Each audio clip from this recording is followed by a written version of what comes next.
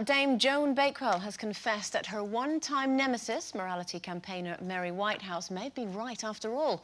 For decades, Mary campaigned against the desensitising effect of violence and gratuitous sex on TV. Joan, at the time, was one of many who considered Mary's attitude prudish. However, Joan now says, I never thought I'd hear myself say this, but I'm with Mary Whitehouse on this one. So do you share Joan's view now? And would you say that your moral compass has changed as you've got older? Well, I think the problem is that's exactly it. It's because I've got older. And I'm now turning into my mother. And I think the problem is that you forget that you were young once. Right. Because I remember when I was young with the Mary Whitehouse thinking, I wish she'd shut up. You know, what does she know? And she's such a prude and she's so old and all of that. And I now am Mary.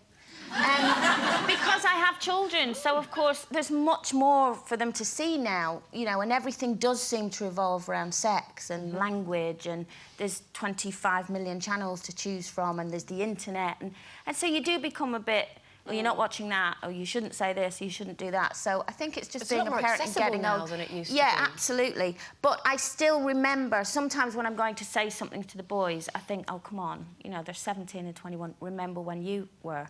Whereas I think Ray forgets he ever was 17 or 21, because he'll go, well, I can't believe they're still in bed. You know, I can't believe they haven't tidied up. And I go, why? Did you do that at 17? And he goes, no, but that's not the point. You know, I know now how bad I was. I'm trying to make them not as bad as I was. And I'm going, no, they have to learn and grow, you know. So we always have that kind of, you know. I think it is too easy to sort of, you know, oh, those were the good old days, and, you know, nobody was corrupt then, and, you know, there was no sex on the telly. There was. I remember Bouquet of Barbed Wire.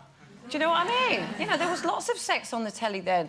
And sometimes I get a bit cross with, you know, women, especially like Joan Bakewell. I've heard it all now. She's the last person you would have thought would come out and go, ooh, I think Mary Whitehouse was right.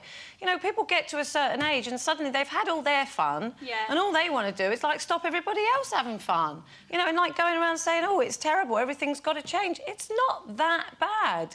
You know, and if you've got great parental control over your children, you know, you've got access on the internet and restricted and all of that, and, you know, and you're quite strict with what they watch on TV, then there shouldn't be a problem. But, you know, it reminds me of people who give up drinking and then start preaching to everybody who wants to have a glass of wine now and again. Do you know what I mean? It's, you know, back to the drink again, back to the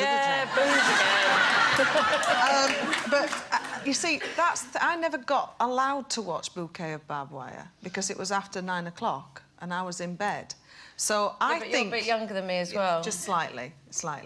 But I wasn't allowed to watch it, and that's where it was, I bet. Yeah, I must get it, actually, now, because you can get it all get now. it on DVD. But I think there is... I think we should have a Mary Whitehouse back, because I think there's far too much stuff on television. Oh, she wouldn't have a hope in hell now, though. You couldn't but release you it need now, somebody. could you? To be fair, there is now. It's called Media Watch. I mean, Miss Whitehouse, she founded, it's called the National Viewers and Listeners Association. It's now called Media Watch. So there is still a body, if you like, that tries to make sure that there isn't sex on too early in the evening, and that you know, for example, you know, daytime TV, there's only certain words that you're allowed to use. So annoying.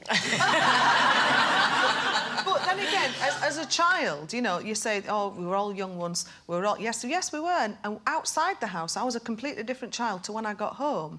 Because then I knew I had to have respect for my parents, I had to be in for a certain time, and, you know, and that was how the rules of the house worked. Whereas I think there's just so many areas now. No boundaries, really, anymore. Yeah. Well, actually, it's two people at the end who don't have kids that are saying that. It is more difficult when you have little ones, especially, you know, Finley's 8, nearly 9, and the films that he likes, and that are marketed for his age, they all have swear words in, and we have to say there's a little bit of kissing, you know, and this sort of thing. I think What's he watching?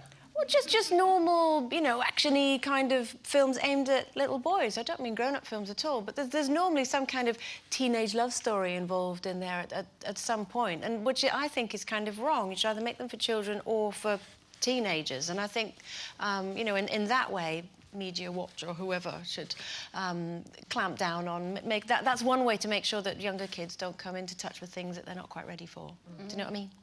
All right. Right. You could be applauding yourself after